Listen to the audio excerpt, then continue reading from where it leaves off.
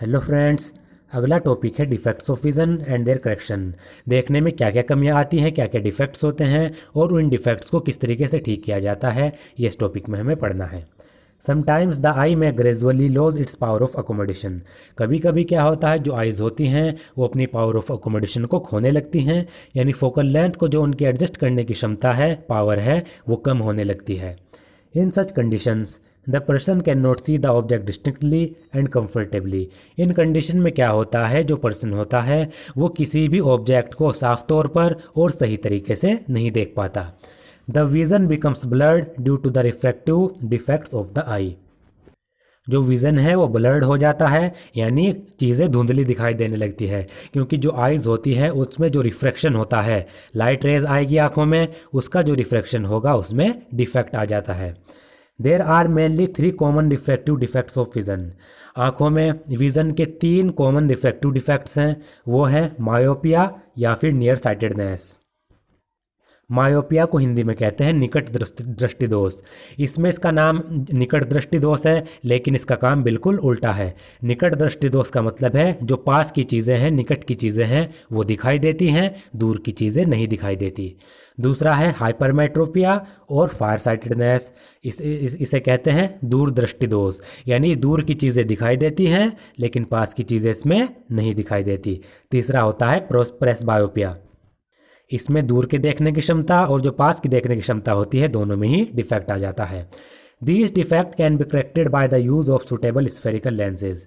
इन जो ये डिफेक्ट्स हैं इनको ठीक किया जा सकता है स्फेरिकल लेंसेज का इस्तेमाल करके। सुटेबल स्फेरिकल लेंसेज यानी किसी केस में कॉनकेव लेंस का इस्तेमाल किया जाता है चश्मों के अंदर, स्पेक्टिकल्स के अंदर, किसी केस में कॉन्वेक्स लेंस का इस्तेमाल किया जाता है, तब जाकर इन डिफेक्ट्स को ठीक किया जा सकता है। We discuss below these defect and their correction. अब हम इनके डिफेक्ट्स को डिस्कस करेंगे और इनको किस तरीके से ठीक किया जाता है ये भी हम डिस्कस करेंगे। पहला है myopia. Myopia is also known as near sightedness. Myopia को नियर साइटेडनेस भी कहते हैं, निकट दृष्टि दोष भी कहते हैं।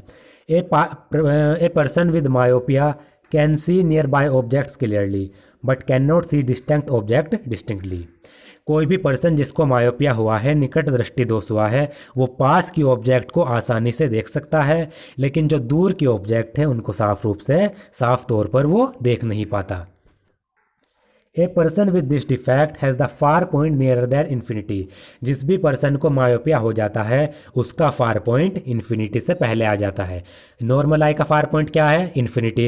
इन्फिनिटी तक नॉर्मल आई साफ तौर पर देख सकती है, लेकिन जिस पर्सन को मायोपिया हुआ उसका फार पॉइंट इन्फिनिटी से कम आ गया, यानी उसका जो फार पॉइंट है वहाँ तक वो देख पाएगा, उससे दूर वो नहीं देख पाता।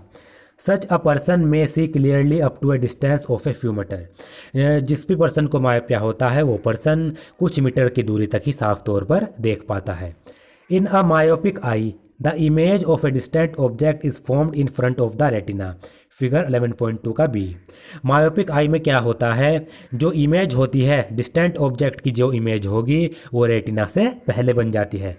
नॉर्मली कहाँ पर इमेज बननी चाहिए? रेटिना पर, लेकिन वो इमेज बनती है रेटिना से पहले and not at the retina itself. अब यहाँ पर आप ये 2 डायग्राम पहले देख लीजिए, ए और बी। पहला दिया गया है far point of A myopic eye. Myopic eye है, नॉर्मली अगर आई हो उसका फार पॉइंट इन्फिनिटी होता है, लेकिन जो मायोपिक आई होती है उसका फार पॉइंट नज़दीक आ जाता है। यानी ये मान लीजिए और जहाँ पर रखा गया है ऑब्जेक्ट, ये मायोपिक आई का फार पॉइंट है। इससे जो रेज आएगी उनसे जो इमेज बनेगी वो नॉर्मली रेटिना पर बनेगी। लेकिन अगर क्या हो, ऑब्जेक्ट को इस फार पॉइंट से पीछे रख दिया जाए, यानी मायोपिक आई का ये फार पॉइंट है, इस फार पॉइंट से ऑब्जेक्ट को पीछे रख दिया जाए और डैश पोजीशन पर रख दिया जाए। अब इससे जो रेज आएंगी उनसे जो इमेज बनती है वो रेटिना से पहले बन जाती है। इमेज यहाँ पर बन रही है, बननी चाहिए थी यहाँ पर, लेकिन वो रेटिना से पहले बन जाती है। रेज आई कॉन्वेक्स लेंस हमारी आंखों में उनको कन्वर्ज कर देगा, वो कन्वर्ज रेटिना से पहले कर देता है। अब ये 2 पॉइंट हमने यहाँ पर पढ़े हैं अभी तक। दिस डिफेक्ट में अराइज ड्यू टू, ये जो मायोपिक डिफेक्ट होता है ये 2 कारणों से हो सकता है। पहला कारण क्या है? Excessive curvature of the eye lens. जो हमारी आंखों में लेंस है, आई लेंस, उसका कर्वेचर बहुत ज़्यादा बढ़ जाता है। या तो पहला क्या होगा, नॉर्मल ये आई लेंस है, या तो इसका कर्वेचर इंक्रीज हो जाएगा, या फिर दूसरा elongation of the eye ball. जो आई बॉल है हमारी, इस तरीके से ये आई बॉल है, आप देख सकते हैं, यहाँ पर देख लीजिए डायग्राम से। ये जो हमारी नॉर्मल आई बॉल होती है ये बढ़ जाती है, इसका इलोंगेशन हो जाता है। तो इस कारण से भी क्या होता है, मायोपिया हो सकता है। तो पहला, या तो आई लेंस का कर्वेचर बढ़ जाए या फिर आई बॉल इलोंगेट हो जाए, आई बॉल बढ़ जाए। This defect can be corrected by using A concave lens of suitable power. इस डिफेक्ट को यूज़ करने के लिए एक कॉनकेव लेंस यूज़ किया जाता है सूटेबल पावर का। This is illustrated in figure 11.2 का सी। A concave lens of suitable power will bring the image back on the retina and thus the defect is corrected। कोई कॉनकेव लेंस है suitable power का, वो क्या करता है, image को वापस से रेटिना पर बना देता है और डिफेक्ट को करेक्ट कर देता है। ये सी फिगर में दिखाया गया है। अब देखिए, पहले ऑब्जेक्ट यहाँ पर रखा था, तो इससे जो रेज आ रही थी उनकी नॉर्मल इमेज रेटिना पर बन रही थी, लेकिन अब ऑब्जेक्ट इस फार पॉइंट से, जो मायोपिक आई का फार पॉइंट है, उससे दूर रख दिया और डैश पोजीशन पर रख दिया। उससे जो रेज आएंगी उनकी दूसरी पोजीशन पर रेटिना से पहले इमेज बन जा रही थी, लेकिन अब हमने क्या किया, आंखों से पहले यानी स्पेक्टेकल जो चश्मे होते हैं उनमें हमने कॉनकेव लेंस फिट कर दिया। अब इस और डैश ऑब्जेक्ट से जो रेज आएंगी उनमें पहले क्या होगा, वो डाइवर्ज होंगी, क्योंकि आपको पता है कॉनकेव लेंस क्या है, डाइवर्जिंग लेंस है। तो इससे जो रेज आई उनमें पहला थोड़ा डाइवर्ज होगा, वो थोड़ी डाइवर्ज होंगी, डाइवर्ज होने के बाद वो आंखों में पहुंचेंगी। आंखों में जो कॉनकेव लेंस है वो उनको कन्वर्ज करेगा, और वो कन्वर्ज कहाँ पर होगी, रेटिना पर होंगी। इससे फिर ये रे आई, इसलिए पहले थोड़ी डाइवर्ज हुई, डाइवर्ज होने के बाद आंखों में कॉन्वेक्स लेंस उसके पास आई, ये उसको थोड़ा बहुत कन्वर्ज करेगा, कन्वर्ज करने के बाद रेटिना पर इमेज को बना देगा। तो जो ओडेस ऑब्जेक्ट है उसकी इमेज भी अब रेटिना पर बन गई, तो वो साफ तौर पर दिखाई देती है। और जो ये ओडेस ऑब्जेक्ट है ये ऐसा लगता है कि ये फार पॉइंट पर रखा हुआ है। जब चश्मे की मदद से देखेंगे तो ओडेस ऑब्जेक्ट जो फार पॉइंट से पीछे है वो ऐसा लगेगा कि वो फार पॉइंट पर रखा हुआ है और इमेज बिल्कुल सही बन जाएगी। अब है दूसरा, hypermetropia. Hypermetropia is also known as far sightedness. Hypermetropia को फार साइटेडनेस भी कहते हैं, दूरदृष्टि दोष भी कहते हैं। A person with hypermetropia can see distant object clearly but can not see nearby object distantly. जिस भी पर्सन को हाइपरमेट्रोपिया हो जाता है वो दूर की ऑब्जेक्ट तो आसानी से देख पाता है, लेकिन जो पास की ऑब्जेक्ट होती है वो उन्हें साफ तौर पर नहीं दिखाई देती, धुंधली दिखाई देती है। The near point for the person is farther away from the normal near point. तो हाइपरमेट्रोपिया जिसे हो जाता है उस पर्सन का जो नियर पॉइंट होता है वो नॉर्मल नियर पॉइंट से दूर हो जाता है। नॉर्मल नियर पॉइंट हमारा क्या है, 25 सेंटीमीटर, यानी 25 सेंटीमीटर से पहले चीज़ें साफ नहीं दिखाई देती, 25 सेंटीमीटर से आगे जितनी भी ऑब्जेक्ट रखे होंगे वो साफ तौर पर दिखाई देंगे। लेकिन हाइपरमेट्रोपिया आई में जो ये नियर पॉइंट है ये ही दूर हो जाता है, 25 सेंटीमीटर से ज़्यादा हो जाता है। Such a person has to keep a reading material much beyond 25 centimeter from the eye for comfortable reading। तो जिस पर्सन को हाइपरमेट्रोपिया हो जाता है उसको रीडिंग करने के लिए रीडिंग मटेरियल को या किताब को 25 सेंटीमीटर से दूर रखना पड़ता है, बहुत ज़्यादा दूर। This is because the light rays from a close by object are focused at a point behind the retina as shown in figure 11.3। ऐसा इसलिए होता है अगर जो ऑब्जेक्ट 25 सेंटीमीटर पर या फिर हाइपरमेट्रोपिया का जो नियर पॉइंट है उससे पहले रखा होता है उसकी इमेज रेटिना से पीछे बन जाती है। इमेज या तो रेटिना से पहले बने या पीछे बने तो दोनों ही केस में वो साफ नहीं दिखाई देती। तो यहाँ पर इमेज रेटिना से पीछे बन रही है तो वो साफ तौर पर दिखाई नहीं देती है। अब ये डायग्राम ए और बी आप यहाँ पर देख सकते हैं। अब ये पहला देखिए, near point of a hypermetropic eye. Hypermetropic eye का ये नियर पॉइंट है, यानी 25 सेंटीमीटर से आगे वाला है। नॉर्मल आई का तो 25 सेंटीमीटर से होता है, लेकिन हाइपरमेट्रोपिया का 25 से दूर चला जाता है। तो ये हाइपरमेट्रोपिक आई का नियर पॉइंट है, 25 सेंटीमीटर से आगे होगा, कहीं भी हो सकता है। तो हाइपरमेट्रोपिया का नियर पॉइंट है, इस पर कोई ऑब्जेक्ट रखा गया, उससे जो रेज आएंगी वो कॉन्वेक्स लेंस उन्हें कन्वर्ज करेगा और उसकी इमेज नॉर्मली रेटिना पर बना देगा, वो साफ तौर पर हमें दिखाई देगी।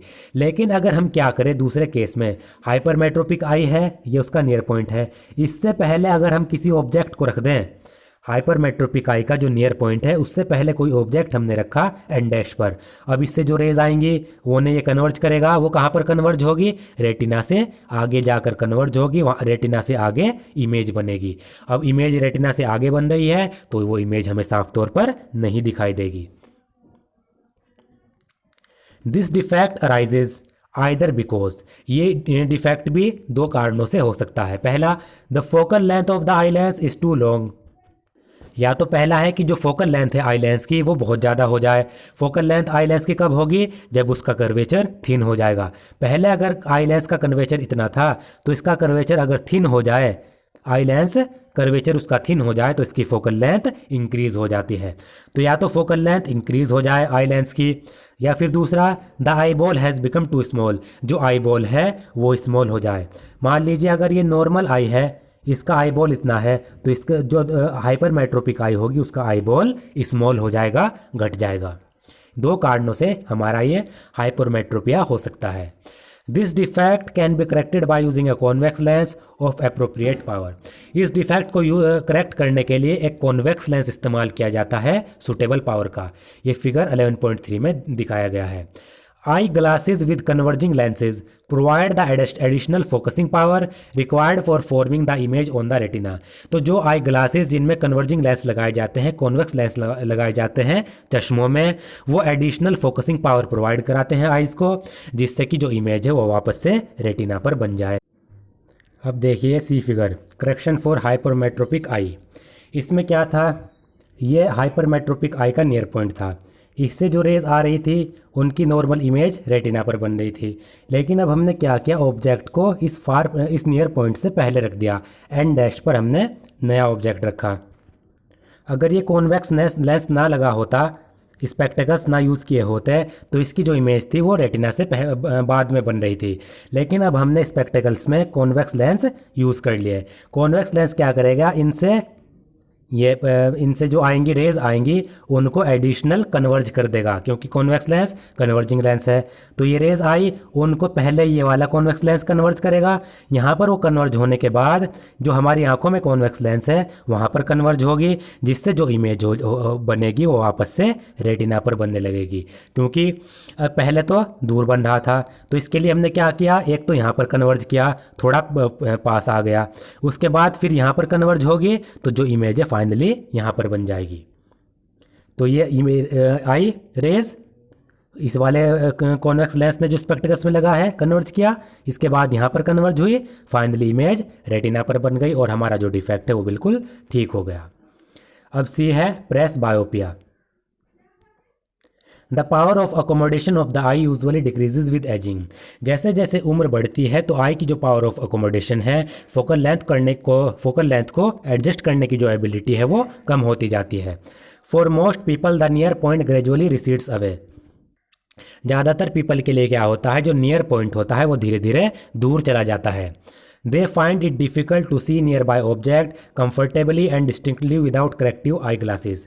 तो उनको जो नियर बाय ऑब्जेक्ट्स होती हैं, उनके पास में रखी जो ऑब्जेक्ट्स होती हैं वो उनको कंफर्टेबली और साफ तौर पर यानी डिस्टिंक्टली नहीं दिखाई देती। अगर वो बिना चश्मों के वो चीज़ें देखते हैं तो वो उनको साफ नहीं दिखाई देती।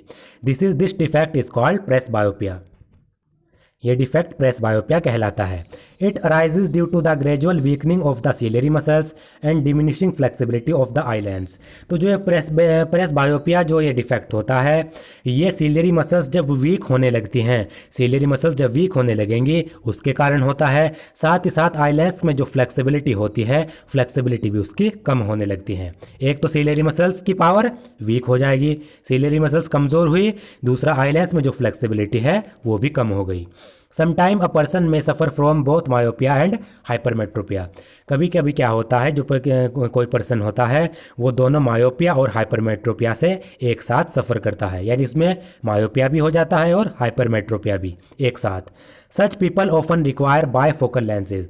तो उन व्यक्तियों को, उन पीपल्स को बाय फोकल लेंसेज का इस्तेमाल करना पड़ता है, यानी ऐसा लेंस, ऐसा स्पेक्टेकल या चश्मा जिसमें कॉनकेव लेंस भी हो और कॉन्वेक्स लेंस भी हो। एक common type of bifocal lenses consist of both concave and convex lenses. तो एक कॉमन बायफोकल लेंस क्या है, जिसमें कॉनकेव और कॉन्वेक्स लेंस दोनों होते हैं। The upper portion consist of A concave lens. और जो ऊपर वाला पोर्शन होता है, ऊपर वाला पार्ट कॉनकेव लेंस का होगा, जो दूर के डिस्टेंट विजन में मदद करता है, दूर देखने में मदद करता है। The lower part is a convex lens. जो नीचे वाला पार्ट होता है वो कॉन्वेक्स लेंस होता है। It facilitate near vision. ये जो पास की चीज़ें होती हैं उनको देखने में मदद करता है। मान लीजिए कोई चश्मा है, इसमें ऊपर लगा दिया जाता है कॉनकेव लेंस, नीचे लगा दिया जाता है कॉन्वेक्स लेंस। ये कहलाता है बायफोकल ग्लास या bifocal lens. These days it is possible to correct the refractive defect with contact lenses और through surgical intervention। आजकल क्या होता है, जो ये रिफ्रैक्टिव डिफेक्ट्स हैं इनको कॉन्टैक्ट लेंस के द्वारा, आंखों में जो लेंस लगाए जाते हैं उनके द्वारा ठीक किया जा सकता है। उसमें चश्मों की आवश्यकता नहीं होती, आंखों में लेंस फिट कर दिए जाते हैं, या फिर सर्जरीज होती हैं, सर्जरी से भी इनको ठीक करना आसान हो जाता है।